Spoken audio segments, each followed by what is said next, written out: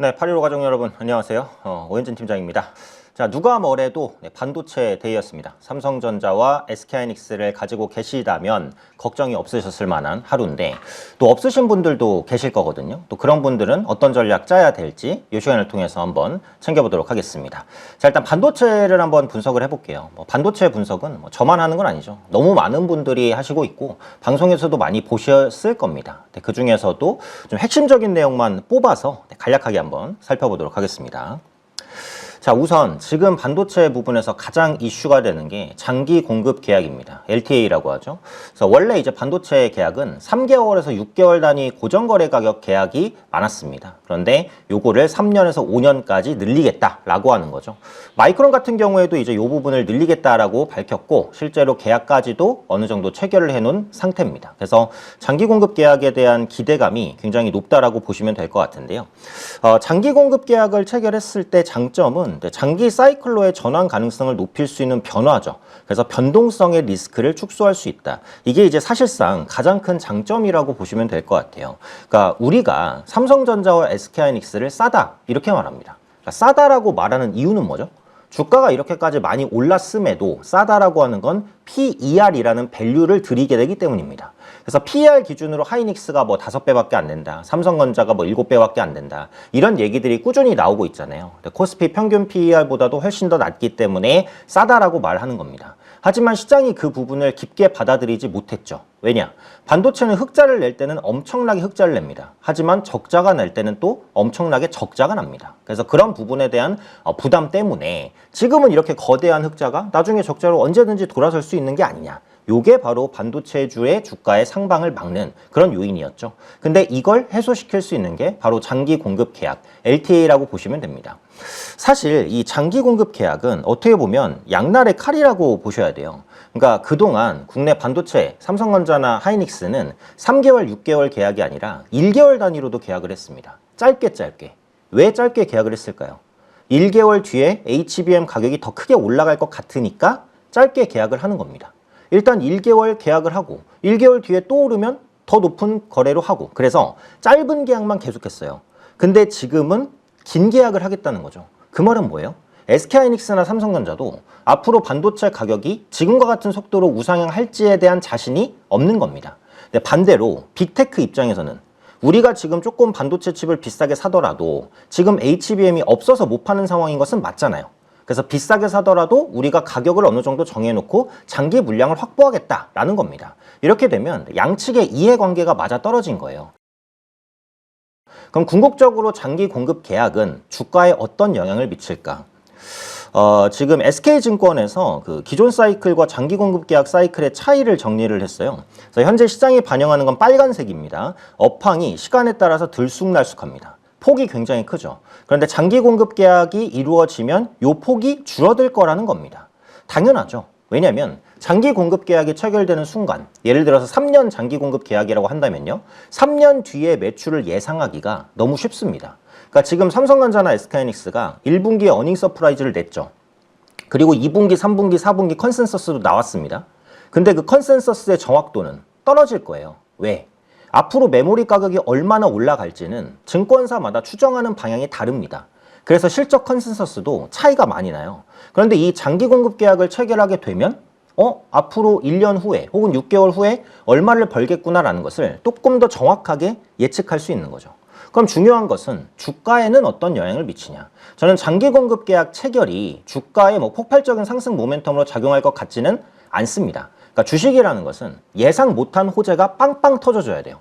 그래야 고점을 치고 쭉쭉 가거든요. 근데 우리가 충분히 예상할 수 있는 호재에는 반응이 그렇게까지 크기는 어렵습니다. 근데 또 장점은 주가의 하단은 받쳐줄 겁니다. 왜?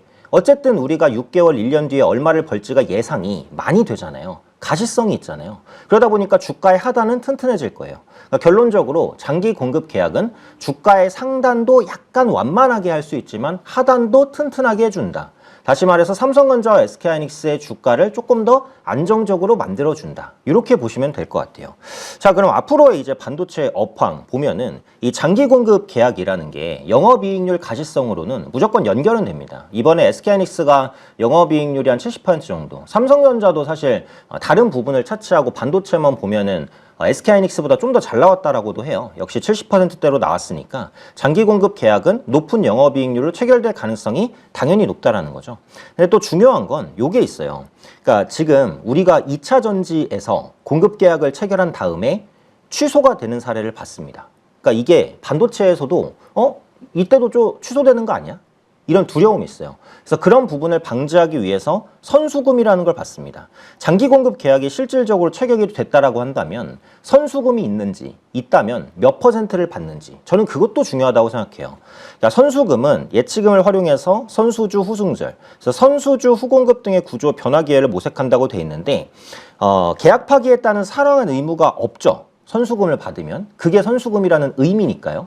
그래서 총 계약 규모의 10%에서 20% 사이를 업계는 예상하고 있어요.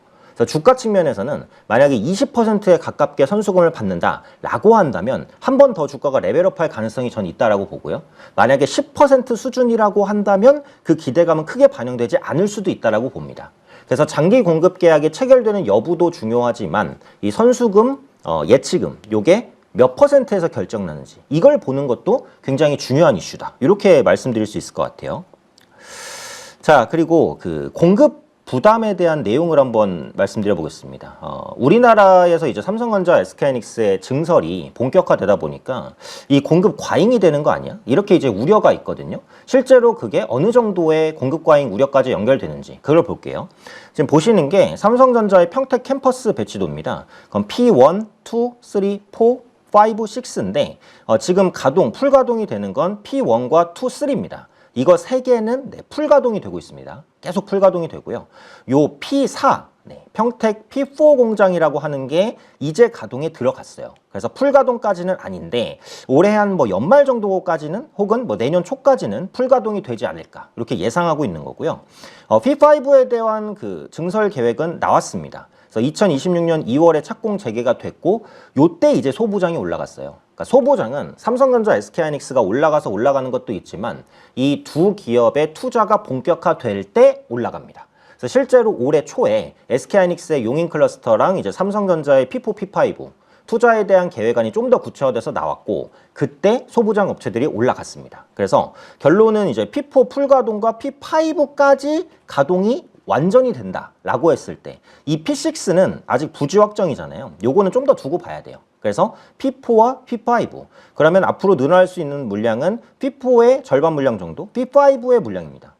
요거까지 가동됐을 때 현재 HBM 생산 능력은 약 2배 정도까지는 올라갈 것으로 그렇게 예측을 하고 있어요. 그런데 이게 캐펙스라는 게 반도체 공장이 내가 지금 짓겠다라고 해서 뚝딱 지어지는 건 아닙니다. 실제로 아무리 빨리 지어져도 4년에서 5년 정도는 걸려요. 그러니까 부지 확보, 전력 설비, 허가, 그 다음에 만들게 되면 클린룸부터 먼저 구축을 하는데 이 클린룸 구축에도 돈도 많이 들지만 시간도 엄청 들어갑니다. 그래서 여기까지 끝나야 이제 장비 반입이 되는 거고 그 다음에 이제 소재 부품이 들어가서 테스트 생산까지 또 들어가야 돼요. 이것까지 다 맞춰야 본격 가동이기 때문에 최소 몇 년은 걸리는 공정이거든요. 그럼 지금 캐펙스가 우리 우려만큼 빠르게 늘어나냐? 물론 이건 2026년까지밖에는 나와 있지 않습니다만 2027년에도 아주 급등하는 그래프는 아닐 거예요. 삼성전자의 D램 캐펙스, 낸드 캐펙스 보시면 이게 우상향하기는 하는데 이게 아주 드라마틱하게 올라간다고 보이진 않아요. 낸드 같은 경우에는 오히려 25년까지 줄다가 26년에 소폭 반등입니다. 하이닉스의 D램 캐펙스 보시면은 삼성전자보다는 조금 더 빠르게 증가하긴 합니다. SK하이닉스는 메모리 집중도가 높으니까. 근데 낸드 캐펙스는 23년부터 꾸준히 증가하고 있어요. 아직은 공급 과잉을 생각할 만한 그 정도의 각도로 올라간다고 보기는 현재 시점에서는 조금 어렵다라는 거죠. 그리고 중요한 것은 역시 가격입니다. D램의 그리고 현물가, 낸드의 현물가, 그 다음에 고정거래 가격. 근데 현물가와 고정거래가 중에는 고정거래 가격이 좀 더 중요하다라고 보셔야 될 것 같아요. 왜냐면 고정거래 가격이 이제 빅테크와 장기 공급 계약을 맺을 때 체결하는 가격이고 실질적으로 기업의 수익성과 직결되는 것은 현물가가 아니라 고정거래 가격이기 때문입니다. 그래서 고정가격 추이를 보시면은 꺾이지 않았어요. 그죠? 현물 가격은 고점에서 살짝 조정이 나오긴 했습니다. 근데 이 정도는 가파르게 상승한 이후에 눌림일 수도 있는 거예요. 예를 들어서 삼성전자나 SK하이닉스가 내일 2, 3% 빠진다고 해서 이제 본격적으로 빠진다 이렇게 생각하실 분은 별로 없겠죠. 일단 급등 이후의 조정이구나. 이렇게 생각하시는 분들이 많을 겁니다. 그래서 그런 부분들을 감안한다라고 했을 때 현재 현물가 조정은 우려할 만한 수준의 조정은 전혀 아니다. 그리고 고정거래 가격은 아직 꺾이지 않았다. 근데 만약에 고정거래 가격이 꺾이기 시작한다라고 한다면 그때는 조금 주의를 하셔야 될 수 있어요. 근데 그것도 지금처럼 이렇게 살짝 꺾이는 거 말고 추세적으로 한 두세 번 정도 차트가 내려간다면 그때는 주의를 하셔야 될 수 있습니다. 근데 현재까지는 그런 기조가 보이지 않고 있기 때문에 그 부분에 대한 우려감은 그렇게 크지는 않다. 이렇게 보시면 될 것 같고요. 자, 또 중요한 건 빅테크의 투자입니다. 항상 제가 말씀드리죠. 반도체의 정점이 언제냐? 빅테크가 투자를 줄일 때겠죠. 최대 고객사기 때문에. 근데 지금의 캐펙스 계획들을 보면 최근까지 나온 것들을 봐도 빅테크들이 투자를 줄이겠다라는 기조는 보이진 않습니다. 알파벳 같은 경우 연간 캐펙스를 1,900억 달러로 상향 조정을 했죠. MS 같은 경우 연간 캐펙스 가이던스 1,900억은 900억 달러죠. 제시하면서 AI 인프라 구축 목표. 아마존 연간 2,000억 달러 수준의 캐펙스. 메타 연간 캐펙스 기존 1,350억 달러에서 1,450억 달러로 상향. 그러니까 주요 빅테크들이 대부분 캐펙스를 유지하거나 상향하고 있다는 것이 의미가 있습니다. 특히 이번에 또 중요했던 게 빅테크들이 실적을 냈잖아요. 이렇게 비싼 돈으로 반도체를 사서 돈을 벌고 있냐? 그 부분에 대한 의심이 컸어요. 근데 실적으로 우리는 돈을 벌고 있습니다. 라는 것들을 증명했죠. 이게 오늘 삼성전자, SK하이닉스 급등의 이유가 된다. 아직은 반도체 업황이 정점을 찍지는 않았구나 라는 확신을 시장이 좀 더 가지게 됐다라는 거죠. 근데 결국 우리는 미래를 봐야 됩니다. 앞서 제가 뭐라고 말씀드렸죠?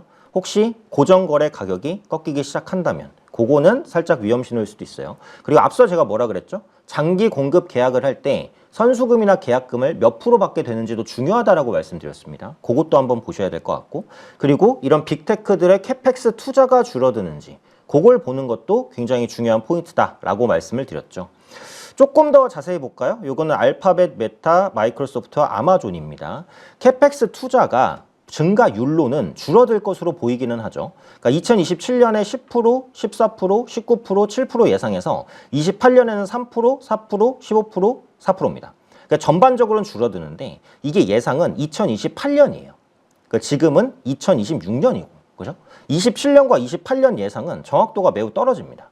그래서 실질적으로 만약에 이 정도까지 캐펙스가 준다면 그때는 이제 반도체 업황이 좀 꺾일 수 있겠구나. 이런 우려감이 살짝 생길 수도 있다. 근데 이것은 어디까지나 2028년이고 2027년까지는 적어도 투자가 무리가 없을 거라고 생각한다. 그래서 이게 주가가 한 6개월 정도 뭐 선행 반영이다. 이렇게 그냥 단순화를 시켜서 본다면 어쨌든 올해 말까지는 좀 강할 가능성이 높지 않나. 현재로서는 그냥 이렇게 생각할 수 있는데 그건 앞서 제가 말씀드렸던 여러 지표들을 또 확인해야 되는 부분은 있다. 이렇게 보시면 될 것 같아요. 실적으로 이제 보여줍니다. 저 인텔과 AMD. 지금은 그 AI가 계속 변하고 있죠. 그러니까 처음에 오픈 AI가 나오면서 LLM 시장이 엄청나게 커졌고 그때는 대부분 학습에 포커스가 있습니다. 그래서 학습에 엔비디아 GPU, 그 다음에 HBM 이런 조합이 이제 떴고요. 근데 그 다음에는 추론이 중요해졌습니다. 그러면서 엔비디아의 뭐 그록셀이라든지 아니면 TPU, 구글의 TPU 이런 것들이 계속해서 부각되고 뭐 그 트레이니움, 아마존의 트레이니움이라든지 이런 학습 칩들이 계속해서 이제 부각이 됐으면서 추론까지 넘어가는 이런 환경이었어요. 근데 추론까지 넘어가다가 지금은 뭐죠? 에이전틱 AI. 지금은 AI가 직접 알아서 명령을 내리는 단계까지 가다 보니까 뭐가 중요해졌죠? CPU가 중요해졌습니다. 그래서 CPU의 강자라고 한다면 인텔과 AMD. 그래서 인텔은 진짜 황골 탈퇴죠. 인텔은 거의 죽어갔던 기업이었거든요. 근데 요즘에 CPU의 호황을 맞아서 이제 급등, 매출액 전망이 그냥 뭐 수직 상승을 해버렸고요. 인텔 파운드리도 요즘에는 살짝 부활 조짐을 보이죠. 테슬라랑 손을 잡으면서. 그래서 AMD는 원래 CPU에서 잘했던 기업인데 최근에 CPU 호황을 맞아서 역시 우상향을 보입니다. 근데 여기서 중요한 건 뭐죠? 학습을 하든 추론을 하든 에이전틱 AI가 돼서 CPU를 가든 뭐는 다 들어간다? 메모리는 어쨌든 다 들어간다. 그겁니다. 그래서 그 논리가 아직은 크게 깨지지가 않았다. 그러니까 지금 AI 반도체가 성장하면서 늘어나는 부분들이 있잖아요. 예전에는 HBM 밖에 언급을 안 했습니다. 그죠? 근데 최근에는 이제 소캠2 언급하고요. 그 다음에 HBF도 들어간다고 하죠. 근데 소캠2는 뭐고 HBM 그 F는 뭐죠? 소캠2는 LPDDR5X를 쌓은 것. LPDDR은 뭐죠? 메모리입니다. HBF는 낸드를 쌓은 것. 낸드는 뭐죠? 메모리입니다. 어쨌든 다 메모리입니다. 그래서 지금 이제 메모리 센트릭이라고 하는 그러니까 메모리 중심 구도의 성장이 아직까지는 좀 이어지고 있다. 근데 중요한 것은 SK하이닉스, 삼성전자, 마이크론 말고는 들어올 수가 없다라는 거죠. 사실 중국의 창신 메모리도 빨리 따라오고 있긴 합니다. 그러니까 지금 메모리 3사라고 우리가 얘기를 하잖아요. 근데 메모리 4사까지 확장하면 중국의 CXMT, 창신 메모리입니다. 그러니까 중국의 유명한 메모리 회사가 창신 메모리와 양쯔 메모리 이제 두 군데가 있는데, 양쯔 같은 경우는 약간 낸드에 좀 포커스가 있고요. 창신 메모리가 D램에 포커스가 있어요. 그래서 창신 메모리도 실제로 그 HBM3를 생산합니다. ASML에 노광 장비가 없는데 어떻게 생산해요? 노광 장비가 없으면 실제로 HBM을 만들 수는 없거든요. 근데 3까지 만들어요. 어떻게 만드냐? 그래서 일각에서는 이제 ASML의 노광 장비를 약간 돌려서 중국이 이제 가져온다, 이런 언급도 있었고, 그리고 가져와서 그거를 다 분해를 해요. 그래서 중국이 자체적으로 요즘에 노광 장비를 만들기도 했어요. 근데 그게 성능이 어떤지는 아직 모르겠고, 그리고 그 EUV라는 노광 장비가 없어도 기존의 DUV 장비로 패터닝을 여러 번 하면 얇은 회로를 그릴 수가 있습니다. 대신 수율은 엄청 안 좋거든요. 어쨌든 이런 부분들로 인해서 많이 따라왔는데, 지금 미국의 제재가 너무 세잖아요. 그러니까 중국 반도체 기업에 대한. 그래서 아직까지는 어쨌든 메모리 3사다. 근데 창신 메모리도 꽤 열심히 하고는 있다. 뭐 요거는 그냥 참고사항으로 한번 생각해 보셔도 될 것 같아요. 자, 그럼 제가 앞서 말씀드린 대로 이겁니다. 그러니까 지금 삼성전자랑 SK하이닉스 아니면 반도체 장비주 보유하고 계신 분들은 뭐 관계가 없겠죠. 근데 내가 팔아서 없거나 아니면 기존에 그냥 없었거나 하시는 분들, 그분들이 이제 문제가 될 건데, 요즘에 제가 그 반도체를 말씀을 드릴 때는 거의 한 지지난주 정도까지만 해도 소부장을 보자라는 말씀을 드렸어요. 그러면서 이제 삼성전자의 P4, P5, SK의 뭐 용인팹, 청주 팹 이런 것들이 가동이 되니까 이제 소부장들이 움직일 때가 됐다는 생각을 했었거든요. 근데 요즘에는 소부장도 워낙 많이 올랐어요. 근데 그나마 못 갔었던 게 소재였거든요. 근데 요즘에는 소재도 또 많이 올랐어요. 솔브레인, 동진세미캠, 한솔케미칼 이런 종목군들도 다 많이 올라가니까, 와, 지금 위치에서 없다면 어떤 걸 사야 되지? 라는 고민이 날 때는 저는 그냥 삼성전자, SK하이닉스가 낫겠다 라는 생각이 또 듭니다. 소부장이 워낙에 또 빨리 올라왔기 때문에 쉽지가 않아요. 그래서 지금은 바닥권에서 올라오는 종목들이 심지어 이제 디자인하우스, 뭐 칩리스, 그리고 뭐 퀄리타스 반도체 같은 이제 설계, 그거 이제 CPO랑 관련이 있는데, 그러니까 실적이 안 나오는 비메모리 반도체 관련주까지도 올라가고 있어요. 그러다 보니까 차라리 그럼 지금은 삼성전자나 SK하이닉스 좀 더 난 게 아닌가, 이런 생각이에요. 지금은 물려도 반도체주를 사야 되나? 뭐 이런 생각도 들고, 그러니까 지금 기술적으로는 두 종목이 다 급등했는데 SK하이닉스가 조금 더 부담스럽기는 하죠. HBM에 대한 집중도를 보면 SK하이닉스긴 한데, 삼성전자는 IDM이라는 종합반도체 모멘텀을 또 가지고 있잖아요. 그래서 비메모리와 메모리, 그 다음에 파운드리까지 다 하죠. 사실 비메모리는 정확한 표현은 아니고 시스템 반도체라고 해야 되는데, 한국에서는 메모리를 빼면 이제 비메모리라고 표현을 하니까, 그래서 요 세 개가 있다라고 봤을 때 삼성전자는 일관화에서는 분명히 강점이 있습니다. 그러니까 이게 반도체라는 게 무조건 좋은 반도체를 때려박는다고 성능이 나오는 건 아니고요. 그 반도체들을 어떻게 유기롭게 잘 포장해서 하나의 완전한 제품으로 만들까, 이게 되게 중요하거든요. 근데 삼성전자 같은 경우는 비메모리와 메모리, 파운드리를 다 가지고 있잖아요. 그러니까 예를 들면 갤럭시 스마트폰을 만들 때 삼성이 엑시노스를 비메모리 반도체에서 만들어서 삼성의 파운드리에서 그거를 패키징하고, 그 다음에 삼성의 메모리를 끼우면 삼성에서 일관화된 핸드폰을 쫙 뽑아낼 수가 있는 거죠. 그러니까 다른 업체에서 부품을 가져와도 되지만, 퀄컴의 스냅드래곤을 가져와서 쓰는 것도 있지만은, 일관화로 했을 때 우리가 커뮤니케이션이 빠르고 오류에 대한 수정이 빠르기 때문에 그런 부분의 강점을 IDM이 또 가져갈 수도 있는 거거든요. 그래서 저는 이제 투자 관점에서는 하이닉스보다 삼성전자를 조금 더 이제 말씀드리긴 했어요. 지금도 마찬가지기는 하고. 근데 주가 측면에서는 HBM에 대한 집중도가 높은 하이닉스가 HBM이 호황인 시장에는 훨씬 더 주목받을 가능성은 높다, 이렇게 보는 거죠. 그래서 사실 선택은 이제 가족분들의 몫이겠습니다만, 없으신 분들이 문제예요. 근데 없으신 분들은 어쨌든 조금씩이라도 하락할 때라도 담아가야 어쨌든 조금 소외를 좀 덜 느끼지 않을까라는 생각. 제가 항상 서두르지 말라는 말씀을 드리긴 하지만 반도체가 없다면 지금 계속해서 조금 이제 소외되는 그런 마음들이 좀 크실 것 같아서 없으신 분들은 하락할 때 조금씩 모아가는 이런 전략을 계속 짜셔야 되지 않을까 싶습니다. 제가 또 소부장이 또 매력적인 또 위치가 오면은 그때 한번 말씀을 드리도록 하고요. 오늘 반도체에 관련된 얘기는 여기까지 한번 제가 언급드려 보도록 하겠습니다.